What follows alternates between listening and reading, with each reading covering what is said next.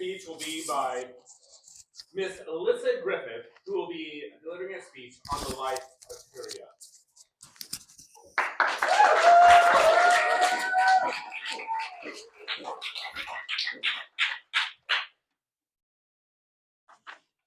We live in a world of easy, in a world of now, where the present reality for most of us is that of comfort.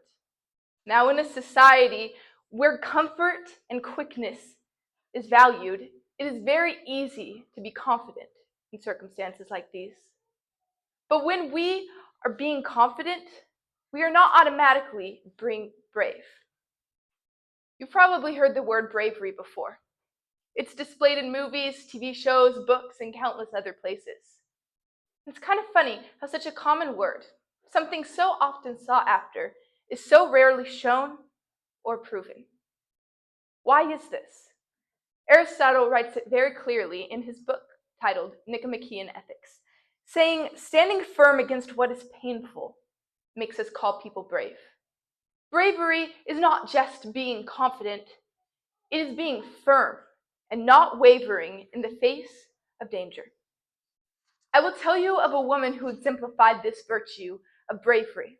Her name is Turia, and the odds were stacked against her. Alive during the rise of Julius Caesar and born into a middle-class family, danger was around every corner for Turia.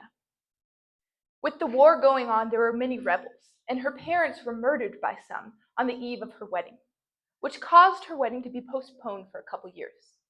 Shortly after she was married, her husband was sent into exile, leaving Turia to care for her father's household, her own household, care for her mother-in-law, and fight for her husband's return from exile. Throughout this time, she showed immense bravery.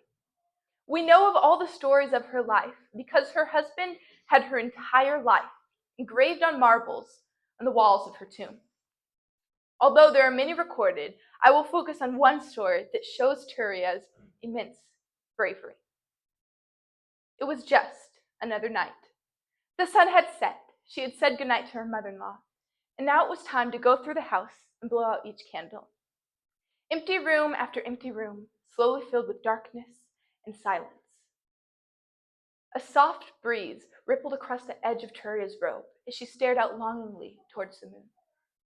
Alone, she thought, a feeling that stayed with her too often.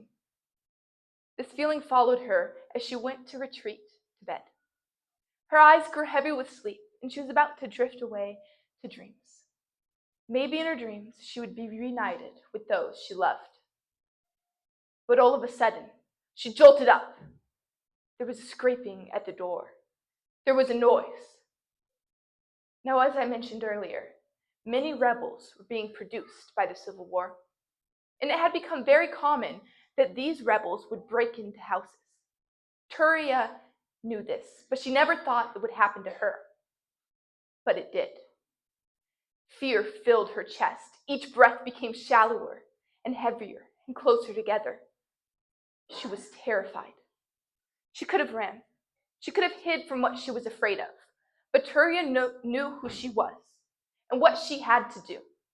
She persevered in the face of danger. She showed bravery. She quickly gathered all the bravery she could find and all the arrows in the house and came up with a plan. Now, there were a few servants in the house to help with chores that were not fit for a woman, and this would almost certainly be overstepping that expectation. But Turia decided to try to call out bravery in them, and succeeded.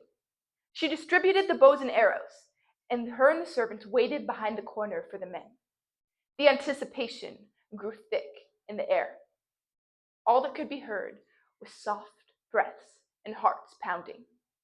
That silence was broken by a thud, thud, thud, quickly approaching. And then they saw the men. They were strong men, tall men, with beady eyes and sickening smiles. They would be almost impossible to overpower. But they persevered anyways. The men pushed back, but Turia and her servants pushed back harder, until eventually, success. They had killed some and chased away the others with the bows and arrow.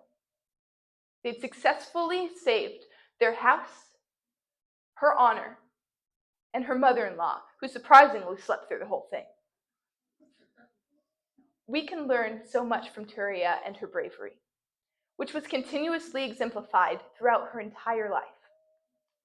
She even hid her husband in her house while he was still in exile, or supposed to be anyways, until he was eventually released, and later became a consul, one of the highest authorities in Roman government.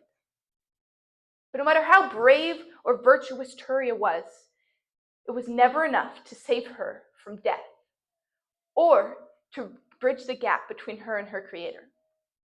But we can trust in the God who bridged that gap for us with the cross, and who can save us from anything. We as Christians, even in our comfortable society, will face many hardships. People who don't like hearing the truth, but we must continue to speak it. So I encourage you, trust God. Stand firm in your faith. Do not waver when hardships come. And like Turia, laugh in the face of danger. Thank you.